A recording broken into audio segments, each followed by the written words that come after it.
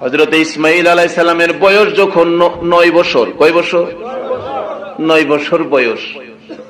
রাত্রের বেলা ইব্রাহিম স্বপ্নে দেখে কুরবানি করো 100 উট, কুরবানি করো 100 দুম্বা কুরবানি, ইব্রাহিম তোমার প্রিয় বস্তু কুরবানি করো। হিসাব মিলায়া দেখে প্রিয় বস্তু তো একমাত্র ইসমাইল ছাড়া কেউ না। 80 বছর বয়সে ইসমাইল হইছে। ইসমাইলের বয়স 9 হইলে ইব্রাহিম নবীর বয়স কত হইছে? 89 বয়সে শুরু করলো কি? প্রিয় বস্তু। আমার প্রিয় বস্তু তো ইসমাইল ছাড়া কেউ না, মানে ইসমাইলের কপালে তো নূরে মুহাম্মাদি। কি বলেন? আবার বলতেছে প্রিয় বস্তু কুরবানি করো, কুরবানি করতে গেলে গলায় ছুরি দিতে হবে, তাহলে নূরে মুহাম্মাদি যে ইসমাইলের কপালে, যদি ইসমাইল কুরবানি হয় তাহলে কি নবীজি আইতে পারবো না? বন্ধ হয়ে যাইব? তো আসলে তো নবীজি আসবো, আসলে তো কুরবানি না, আসলে কি প্রেমের খেলা। জোরে কইনা একবার সুবহানাল্লাহ। হিসাব মিলায়া দেখি পৃথিবীটা হুদা প্রেমের উপরে পয়দা, শুধুমাত্র প্রেম আর ভালোবাসা। এই নবীজিকে ভালোবাসলে কোন ভাইয়ের আছে এই সেই বলে না, এরকম বলবেন না। নবীর ভালোবাসা যদি না থাকে নামাজের মজা পাবে না। নবীর ভালোবাসা ছাড়া নামাজ পড়তে গেছে, আপনার দাওয়াত পায়া নামাজে গেছে, নামাজ পড়তেছে নামাজের মজা পায় না, বাটার জুতা লইয়া ভাগছে। এই রোগ আসেনি বাংলাদেশ। নবীর প্রেম লইয়া নামাজে দাঁড়ান। হযরত আলী রাদিয়াল্লাহু তাআলা আনহুর জিন্দেগি খুলে দেখুন, যুদ্ধের ময়দানে তীর আসলে হাড্ডি ছেদ করে এদিক দিয়ে তীর বেরিয়ে গেছে, সাহাবীরা টানতেছে খোলার জন্য, আলী চিৎকার মেরে মাগো মাগো, ব্যথা পায়, কষ্ট পায়। নবীজির কাছে খবর দিলে নবী বলেন আমার আলীকে নামাজে যাইতে দাও। নামাজে দাঁড়াইলে এক সাহাবী তীরের আগায় কামড় দিয়ে পায়ে ধরে টাইন হাড্ডির ভিতর থেকে তীর খুলছে। সালাম ফিরাইলে প্রশ্ন করা হয় আলী ব্যথা পাইছো? আলী বলেন আল্লাহর কসম করে বলি একটা মশা কামড়ের ব্যথাও আমি পাই না। নবীর প্রেমে নামাজ পড়ে দেখুন, নবীর প্রেমে রোজা রাইখা দেখুন, নবীর প্রেমে টুপি লাগায়া দেখুন, নবীর প্রেমে দাড়ি লাগায়া দেখুন। অন্য যদি গালিও দেয়, অন্য যদি মাথায় বাড়িও দেয়, তবু অন্তরে শান্তি লাগবে, কারণ জীবনটা দিলেও নবীর প্রেম সাগরে শান্তি আর শান্তি, কোনো দুঃখ ব্যথা আসতে পারবে না। একবার বলুন আলহামদুলিল্লাহ। বলতেছিলাম ইব্রাহিম নবীরে নির্দেশ দেয় কুরবানি করো। দৌড়ে গেলেন হাজেরার কাছে, হাজেরা আমার ছেলেটা কই? ইসমাইল আছে তো, ইসমাইলকে গোসল করাইয়া দাও। মা বলতেছেন কেন? আমার যেন সন্দেহ হয়। স্বামী হ্যাঁ, কেন গোসল করাবো? ইব্রাহিম নবী বলতেছেন হ্যাঁ হাজেরা, আমি ইব্রাহিমকে নিয়ে আমি আমার বন্ধুর বাড়িতে বেড়াইতে যাব। কার বাড়িতে যাইব? বন্ধুর বাড়িতে বেড়াইতে যাইব। এবার ইব্রাহিম আলাইহিস সালাতু সালাম বন্ধুর বাড়িতে যাবে। মা একে খুশি মতে গোসল করায়া সাজায়া দুই গালে দুইটা চুমো দিয়া বললেন বাবা গো যাও, তোমার বাবার বন্ধুর বাড়িতে যাইবা, তোমার বাবার বন্ধু কি আদর করে এটা কিন্তু আমারে কইও, যাও। বিদায় করে দিলেন। যাইতে যাইতে যাইতে যাইতে লম্বা ঘটনা, সেদিকে আমি যাই না। আপনার মিনা বাজার যাইয়া ইব্রাহিম নবী বলতেছেন ইসমাইল তোমাকে কেন আনছি জানো? না আব্বা, কেন আনছেন? আল্লাহর হুকুম তোমাকে কুরবানি করার জন্য। ইসমাইল কিছুক্ষণ চুপ করে থাইকা কয় আব্বা, যদি আল্লাহর হুকুমই হয়, আপনার বন্ধুর হুকুমই যদি হয়, তাহলে আমার গলায় ছুরি চালায় দেন, সাতাজিদুনি ইনশাআল্লাহু মিনাস সাবিরিন। আপনি একটু ভয় পায়েন না, ঘাবড়েন না, আমাকে সবুরকারী কাছেই পাবেন, সাথেই পাবেন, সবুরের মধ্যে আমি থাকবো।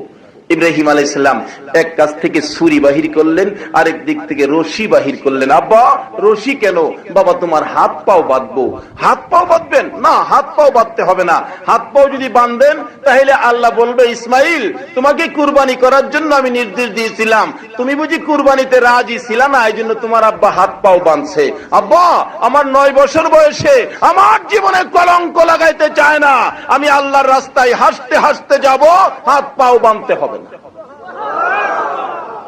কিছুক্ষণ পর আবার ইসমাইল ডাকতেছে বাবার দিকে লক্ষ্য করে, বাবা গো হাত বাঁধতে হবে না, আমার পাও দুইটা বাইন্ধেন। কেন বাবা? পরে বলবো। বাবা গো আর একটা কথা বলি কি, আমার গলায় ছুরি দেওয়ার আগে আপনার চোখটা রুমাল দিয়ে ভালো করে বাঁধবেন। কেন বাবা? পরে বলবো।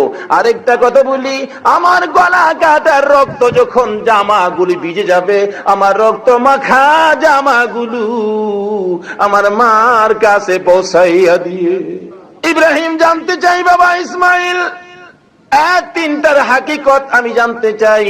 9 বছর বয়সের ইসমাইল আলাইহিস সালাতু ওয়াস সালাম বলতেছে, বাবা গো, পাওটা বান্দার জন্য বললাম, এই জন্য আপনি তো আল্লাহর নবী ইব্রাহিম, আমার গলায় যদি ছুরি চালিয়ে দেন আমি হয়তো গলা কাটার ব্যথায় পাও দুইটা লড়াবো।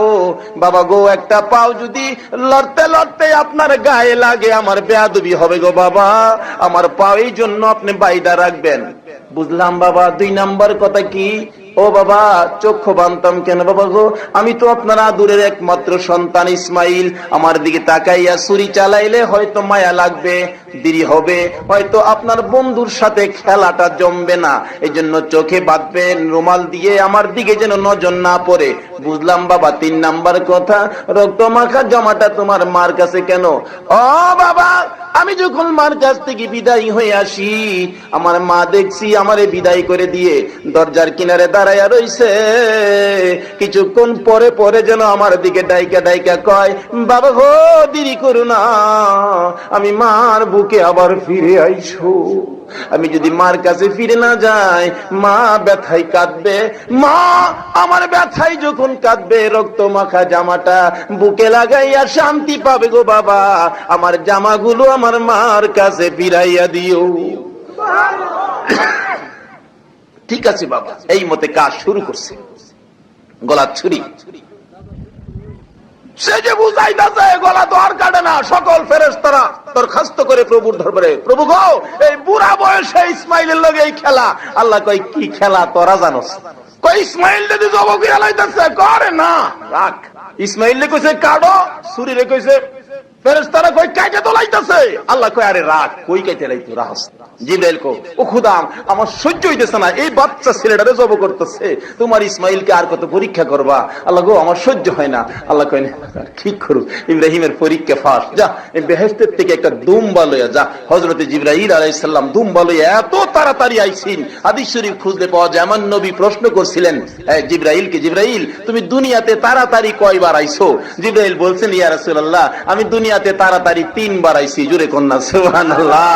এর মাঝে একবার হইলো ইসমাইলের পরিবর্তে দুম্বা লইয়া তাড়াতাড়ি আইছিলাম, গলাটা নি কাইটা জায়গা। কিন্তু এই তাড়াতাড়ির হাকিকত দেখা যায়, কিন্তু গলা যে কাটে না, তার কারণ কি? ইসমাইলের কপালেতে কি ছিল? নূরে মুহাম্মাদি। এই নূরে মুহাম্মাদি, আল্লাহ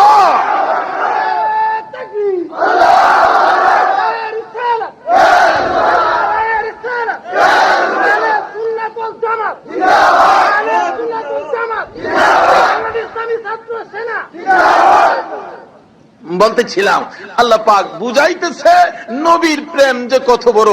ছুরি চালাইলে ছুরিও, এই নবীর প্রেম থাকলে আমরা জাহান্নামও নিয়া জ্বালাই পারবো। আসতে কইলেন যে আইতাছি আমার গুড়ির মাঝে, এটা একটু দূরে গেছি, আমার আসল কথা কিন্তু গুড়ি রইছে, আইতাছি। প্রথম কথা, যেই নবীর উম্মতের একবার আলহামদুলিল্লাহর বিনিময় বেহেশত কয়টা দেয়? কম দিল না বেশি দিল? আল্লাহ কয়, বন্ধু গো, তোমার উম্মতের কিন্তু আমি কম দেই না। আমার নবী কয়, বন্ধু গো, কম দিলে আমার উম্মতে নিত না। কেমনে নিত না, কেমনে কম দেয় না, এটাও তো বুঝান লাগবো নাকি? নাকি বাইর যাইতেন গে আপনারা? একটা রাত দিতে রাজি আছেন তো?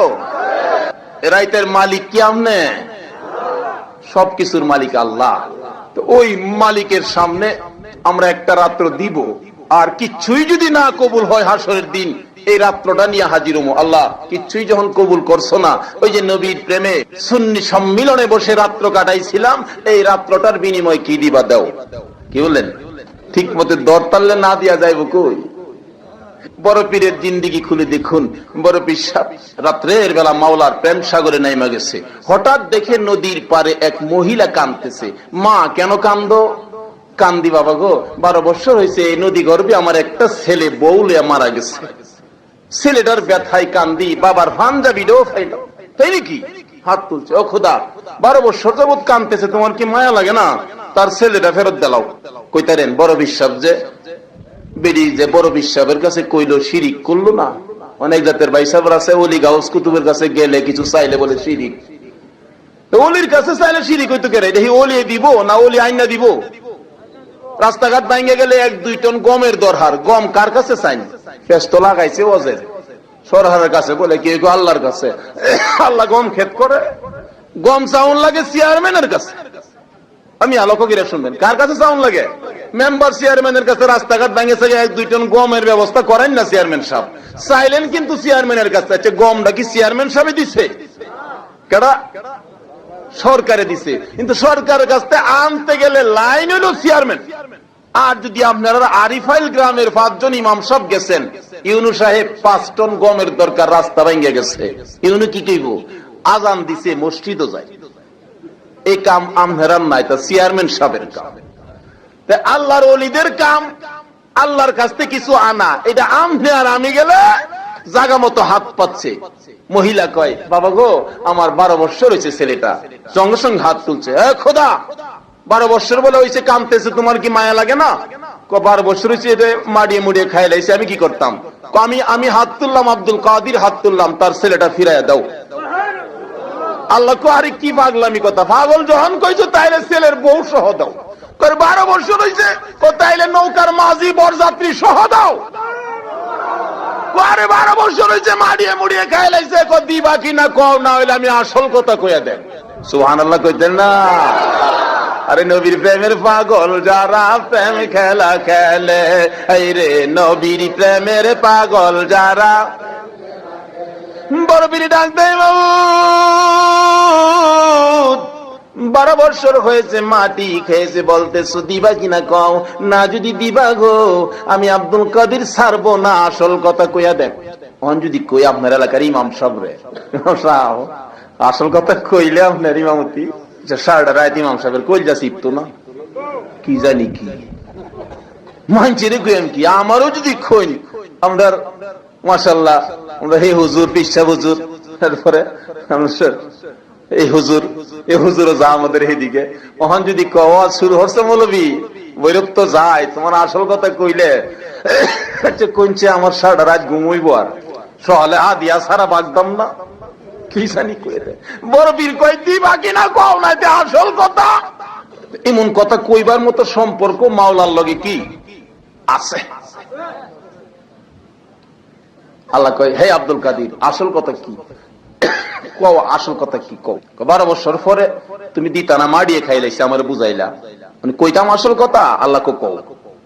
বড় পীর আসল কথা কইতেছে, মিনহা খালাকনাকুম ওয়া ফিহা নুঈদুকুম ওয়া মিনহা নুখরিজুকুম তারাতান উখরা। তুমি না কোরআন শরীফে বলছো, মাটি দিয়া মানুষ বানাইছো, মাটির মধ্যে আবার সব মিশাইতেছো। লক্ষ লক্ষ বছর পরে যেদিন হাসরের জমিন কায়েম হবে, এই মাটির থেকে সব মানুষ তুমি উঠাইবা। মাবুদ গো, লক্ষ লক্ষ বছর পরে যদি মাটির থেকে উঠাইতে পারো, 12 বছর পরে কেন পারবা না? জবাব দিয়া যা।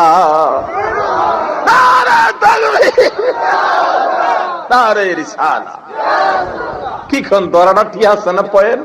এই নবীর উম্মতের দুজুহ নিয়া তো শান্তি হইতো না। বন্যা দিহি দুজুহের দরজা বাইঙ্গা বাইরম, রাজি আছেন না? ভাই যাইতেন গা? আচ্ছা, কেটা কেটা ভাই যাইতেন গা? তুলুন দিহি পরে কেন পারবা না? জবাব দাও। আমার আল্লাহ কয়, বড় পীর রে, চক্ষুটা খুইলা দেখ, নৌকা কিনারে লাইগা গেছে। জুড়ে কন্যা সুবহানাল্লাহ। বড় পীর ডাকতেছে, মাবুদ না, চক্ষু খুলবো না যতক্ষণ পর্যন্ত মার কান্দা বন্ধ না হয়।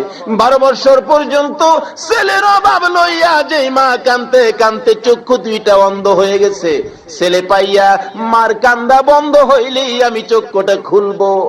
চক্ষু খুলে না, মার কান্দা বন্ধ হোক, এরপরে খুলবো। ছেলেটা নৌকা কিনারে লাগলে মার কান্দার আওয়াজ পাইয়া বিবি ফালাইয়া, বন্ধুদেরকে ফালাইয়া, মা কেন কান্দে দৌড়াই আসতেছে। অলিদের পরশে থাকলে যুবকদের, সন্তানদের দেখেন বুঝ কত সুন্দর। বিবি ফালাইছে, বন্ধুদেরকে ফালাইছে, দৌড়ে আসতেছে, মা কেন কান্দে? কি বলেন, অহংকার যুগের যুবকরা মা কেড়ে কান্দে? বিবি ফালাইয়া, বন্ধু ফালাইয়া আইব। নামাজ পড়া রোজা রাখা মক্কার মদিনা গিয়া বেহেশত যাইতেন এই মারে জ্বালায়া। মার সাথে কি ব্যবহার করবেন শিখতে পারতেছেন না, ওলিদের হাত ছেড়ে দিচ্ছেন, গাউস কুতুবের সাথে সম্পর্ক বন্ধ করে দিচ্ছেন। लेकिन কি শিক্ষা দেয় তারা? মা কান্দে, বিবি ফালাইয়া, যুবক দৌড়ে আসতেছে, বন্ধুদেরকে ফালাইয়া দৌড়ে আসতেছে। তখনকার যুগের মানুষ ওলিদের সাথে সম্পর্ক রাখা কত নম্র ছিলেন, ভদ্র ছিলেন। মা কি জিনিস বুঝতো, বাবা কি জিনিস বুঝতো। রাসূল বলছেন মার পায়ের নিচে জান্নাত, সেই খবরও তারা নিত। আর এখন মার পায়ের নিচে জান্নাতের খবর আছে, বরঞ্চ এর চেয়ে বেশি খবর নেই শাশুড়ির পায়ের তলে। বিয়া করাইলে মার পায়ে জীবনে একদিন সালাম কইরা দেখছে না, শাশুড়ির পাওয়ার মাড়ি রাখে না, বেটা কপাল নিয়ে মরা। হাসা কইলাম না মিছা কইলাম? এই রোগ আসেনি আপনারা দেশ। এই রোগ লইয়া ভাই সব নামাজ আর হইলেন না। নামাজ পড়তে পড়তে কপাল ফাড়াই তারবেন, বেহেশ কপালও আসবে না। এক হাজী সাহেব হজ করতে গেলে 39 বার হাজী সাহেবের জিন্দিগি পাওয়া যায়। 40 বারের মাথায় আরাফাতের ময়দানে কাঁদতেছে, খুশির কান্না। মাবুদ গো কি ভাগ্য আমার, 40 বার হজ করতে আইলাম। গায়েবী আওয়াজ হইতেছে, হাজী 40 বার কেন রে? 40,000 বার হজ করলেও তোর হজ কবুল হবে না। আর কই যাবেন, আর কই যাবেন? মক্কার মদিনা গেলেও বলে কবুল হবে না। হাজী সাহেব কাঁদতেছে আরাফাতের ময়দানে, মাবুদ গো কেন আমার হজ কবুল করবা না? হাজী একদিন তোর মার সাথে সাধারণ একটা জিনিস লইয়া কথা কাটাকাটি করে তোর মারে লাথি মাইরা ঘরের বাইরে ফালাইয়া দিছিলি। তোর মা কবুতরের বাচ্চার মতো কাঁপতে কাঁপতে কাঁপতে কাঁপতে 2 ফোঁটা চোখের পানি ছেড়ে কায়েত হয়ে পড়ে গেছে, কলিজাটা ফাইটা দুনিয়া থেকে বিদায় হয়ে গেছে। হাজরে মার কলিজা ফাটাইয়া মক্কার মদিনা থাকিস না, তোর হজ কবুল হবে না। বলতেছিলাম বর্তমান যুগের যুবকেরা এই মা কি জিনিস চিনে না। শাশুড়ি পাইলে 5 বার সালাম করে, 9 বার আম্মা ডাহে। মার পায়ে জীবনে একবার সালাম করলো না, মারে মন ভরে আম্মা কইয়া ডাকলো না। এরূপ আছে কিনা আমার জানা ঘটনা। মা বড় আদর করে ছেলেরে বিয়ে করাইলেন। বুড়া হয়ে গেছি, বউ আসলে টুকটাক কাজটা করলেও তো আমার একটু আসান হবে। বিজ্ঞানের যুগের, টিভির যুগের মেয়ে বিয়ে করে আনলে দেখা যায় মা ভাত বাইরা রাখলে বিবি খাইতে আসে, খাইয়াই গিয়া টিভিতে বসে। 12টার আগে বিবির ঘুম হয় না। অনেকদিন বলতেছে তার স্বামীকে, শীত যে আইছে দেখে না, ক্রিম টিরিম লাগে না, সমস্ত বাজার করলো। কিন্তু মা যাওয়ার সময় বলছিলেন 2 টাকার ফান আইন্য বাজান, ফানের বেলা পয়সা হইল। রাত্রের বেলা জিগাই মা পান আনছো? কথা হয় শব্দই নাই, পান খাইতে পারছে না। শীতের রাত্রে মা 2টা কাশি দিছে। কাশি দিলে বিবি জিগায় কাশে কে? ছেলেটা কয় আমার আম্মা কাশে। তোমার আম্মা কাশে? কাশি দিলে তো আমার, তোমার মারে এই রুম থেকে বাইর করো। নিষ্ঠুর সন্তান বিবির কথায় বিবিরে খুশি করতে গিয়া মারে গড়তে বাহির করে গরুর ঘরে নিয়ে জায়গা করে দিয়েছে। আমার জানা ঘটনা এলাকা। মা গরুর ঘরে যাইয়া কান্দে, মাবুদ গো এই কি ছিল আমার মনের আশা। সারা রাত ঘুমায় না, মশা কামড়ায়। পরের রাত্রে মার বড় আশা, আজকে বুঝি ওই রুমের ভিতরে আমারে জায়গা দিব। সন্ধ্যা হয়ে যায়, সন্তান কিছু কয় না, বউ কিছু কয় না। মা দুঃখিনী চোখে পানি লইয়া গরুর ঘরে যায় শুইছে। ঘুম ধরে না, রাত্র 12টা বাইজা গেছে। কাশতে কাশতে কাশতে কাশতে বমি হয়ে গেছে। বিবি জিগাই কাশে কে? আমার আম্মা। বমি করছে কে? আমার আম্মা। এ বাড়িতে আমি থাকবো না, বমি আর কাশি দেখলে আমার ঘুম হয় না, আমার বমি আসে। ওতে তোমার মারে বাইর করো, না হয়তো আমারে বাড়িতে বাহির করো। বলুন ওহন বিজ্ঞানের যুগের মানুষ কাকে বাইর করবো বাড়িতে? ডাকতেছে বিবি, ওলির যুগ শেষ করে দিয়ে বিজ্ঞান লইয়া পড়ছো, টিভি আর বেসিয়াল লইয়া পড়ছো। ডাকতেছে বিবি একটু জুবুর করো, এক্ষুনি আমি মারে বাহির করতেছি। আমার জানা ঘটনা, বস্তা নিলেন, 2টা রশি নিয়ে মার ঘরে ঢুকছে। মা মনে করছে এত রাত্রে বাবা আইছে, কাশি দেখা ওষুধ টষুধ নিয়ে আনছে। বাবা আমার লাগে ওষুধ আনছো? কথা নাই। দুইটা হাত বাড়াইছে, দাও বাবা ওষুধ থাকলে খাবো, সিরাপ খাবো, কাশি বন্ধ। মা দুইটা হাত বাড়াইলে নিষ্ঠুর সন্তান দুইটা হাতে রশি দিয়া বাঁধতেছে। মা ডাকতেছে, বাবা গো এই দুইটা হাত কেমনে বাঁধো? এই দুইটা হাত দিয়ে কি আমি তোমার পসরা পায়খানা সাফ করছি না? নিষ্ঠুর সন্তান কিছুই মানলেন না, দুইটা হাত বাঁধতেছে। মা জি, বাবা গো আর বান্ধিস না, কলিজা মানাইতে পারি না, তুমি যদি কাঁদছো এই দুইটা হাত দিয়া তোমার চোখের পানিগুলি মুছছি। কেমনে হাতে রশি লাগাইছো? মানতেছে না নিষ্ঠুর সন্তান।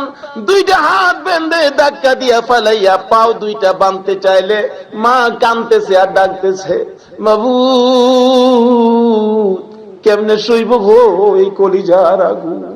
বাবারে পাও দুইটা বান্ধিস না, ছোট কালে তুই যদি ঘুমাইতে দেরি হইতো, কষ্ট হইতো, আমি তোরে কুলে লইয়া ঘুম পাতানোর জন্য সারাটা রাত দাঁড়াইয়া থাকতাম, পাও দুইটা ফুইলা যাইতো রে বাবা, এই পায়ে রশি লাগাইস না, আমি মার কলিজায় আগুন দিস না। নিষ্ঠুর সন্তান মানলো না, পাও বাইন্দা হাত বাইন্দা পায়ের মুড়ি ধরে আলগি দিয়ে বস্তার ভিতরে ভরতে চাইলে হাতটা সুইটা গেলে, মাথাটা নিচের দিকে পড়ে গেলে মার গাঁটটা ভেঙ্গে গেছে। মা ডাকতেছে, পাড়া প্রতিবেশীরা রে আয় দেখা যায় আমার ঘাড় ভেঙ্গে গেছে, এত রাত্রে কে দেখবে কার ব্যথা? মা দুঃখিনী বস্তার ভিতরে নিষ্ঠুর পাষাণ সন্তান মুডিটা বাইন্দা কাঁধে লইয়া জংলাত যাইতেছে। পুরানা কবরস্থান, সারা গ্রামের এক কবরস্থান, কবরস্থানের মাঝখানে নিয়ে মারে ঢাইলা দিছে। মা ঘাটটা ভাঙ্গা পরে কাঁদতেছে।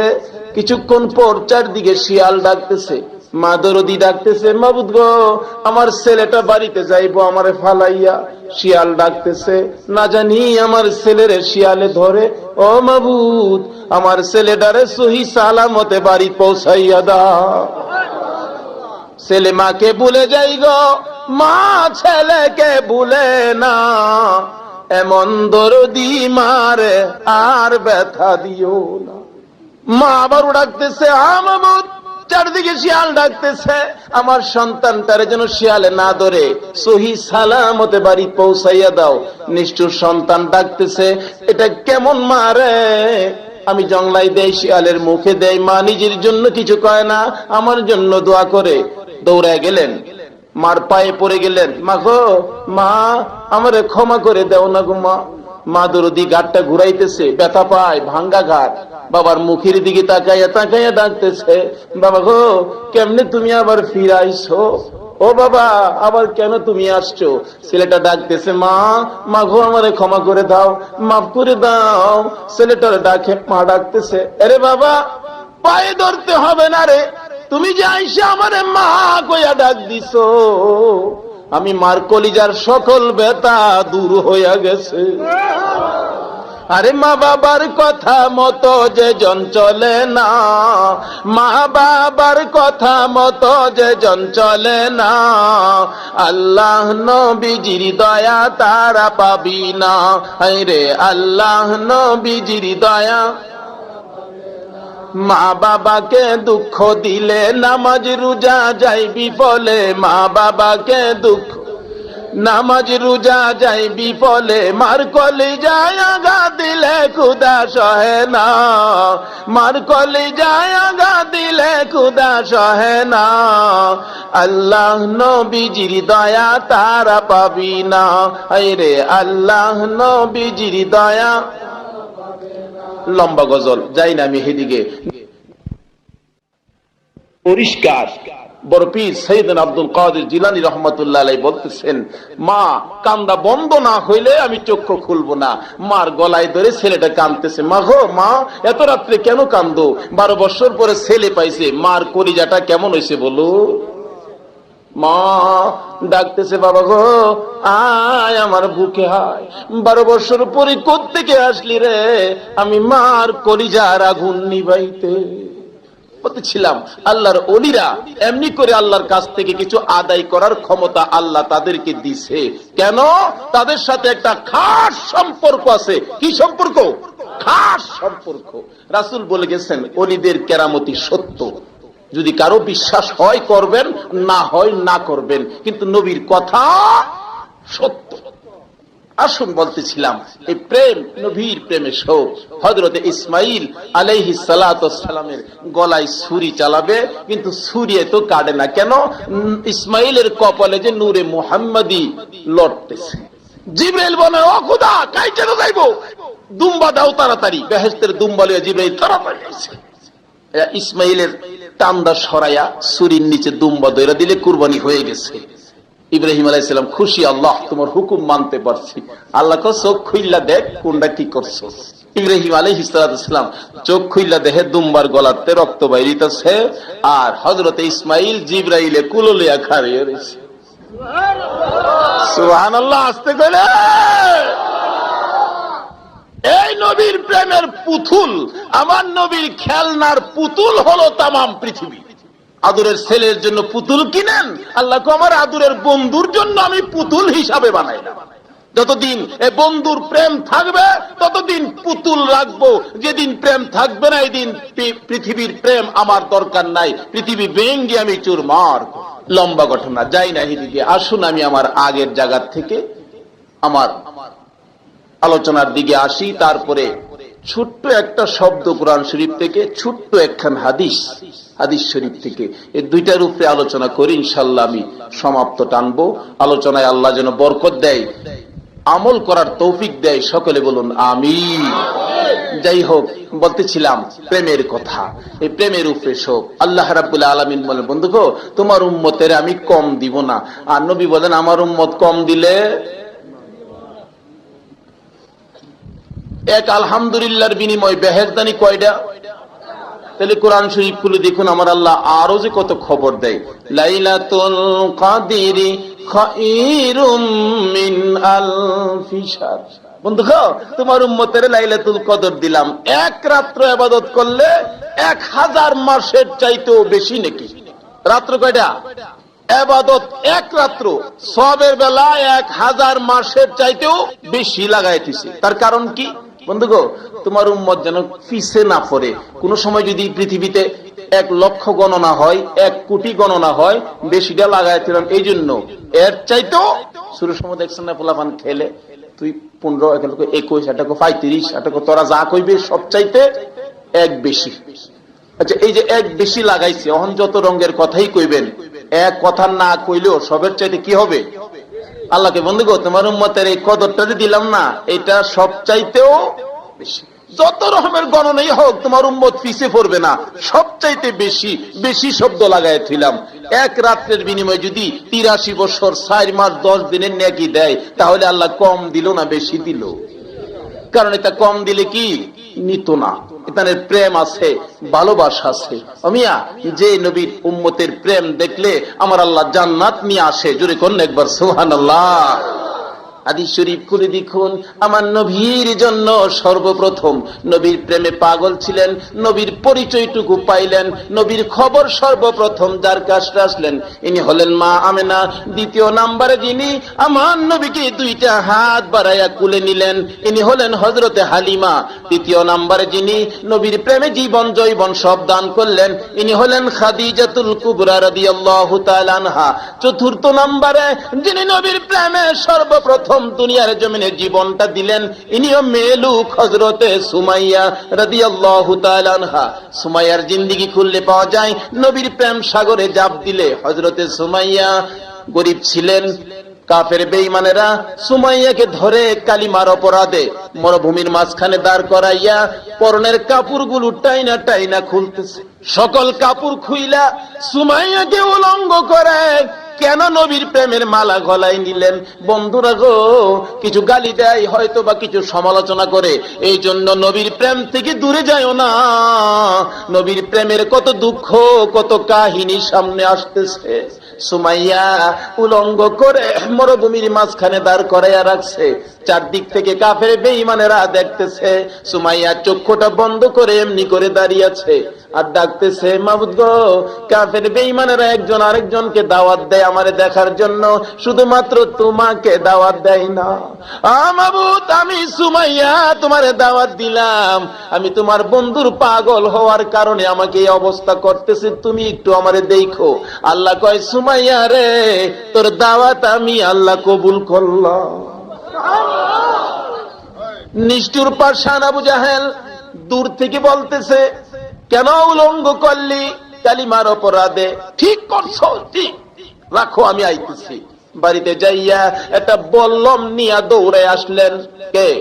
নিষ্ঠুর পাষাণ আবু জাহেল। সুমাইয়ার কাছাকাছি আইসা তল পেটের দিকে নিষ্ঠুর পাষাণ আবু জাহেল বল্লম দিয়ে এত জোরে ঘাই মারল, বল্লমটা সুমাইয়ার পিছন দিক দিয়া বেরিয়ে গেছে। সুমাইয়া চিত হয়ে জমিনে পড়ে গলা কাটা মুরগের মতো লাফাইতেছে আর ডাকতেছে, তোমার বন্ধুর প্রেমে জীবনটা দিলাম গো। ও আমার আল্লাহ, তুমি আমারে দেখা যাও না। আমার আল্লাহ কয়, সুমাইয়া রে দাওয়াত দিছস, আমি একবারে খালি হাতে তোরে দেখতে আসবো না। আমার বন্ধুর প্রেমে জীবন দিছস রে সুমাইয়া, আমি তোরে দেখার জন্য আসতেছি, খালি হাতে দেখবো না। আরে জিবরাইল, জান্নাতুল ফেরদাউসটা উঠাইয়া লরে, আমি সুমাইয়ারে দেখতে যাইবো। আরে জিবরাইল, আমার বন্ধুর প্রেমে সুমাইয়া জীবন দিবে রে। গলা কাটা মুরগের মতো লাফাইতেছে, আমার জান্নাতটা উঠাইয়া লো, আমি আমার সুমাইয়ার পাশে জান্নাতটা ধরে রাখবি তুই। আমার সুমাইয়া আমার বন্ধুর প্রেমে জান্নাত দেখতে দেখতে যেন দুনিয়া থেকে বিদায় হয়ে যায়। বলতেছিলাম, এই নবীর প্রেম আর ভালোবাসা যে নামতে পারছে নদীতে, যে ঝাঁপ দিতে পারছে, সেই ছাড়া এই নবীর প্রেমের খবর অন্য কেউ পাবে না। নবীর প্রেম দরিয়ায় সাঁতার দিতে রাজি আছে। আল্লাহ তুমি কবুল করো, সকলে বলুন আমিন।